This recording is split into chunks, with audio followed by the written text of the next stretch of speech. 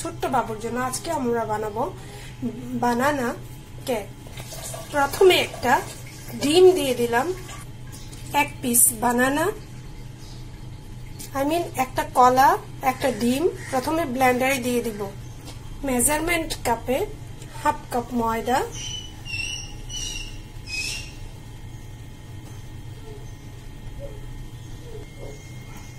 Half cup খাবার তেল, ভোজ্য তেল।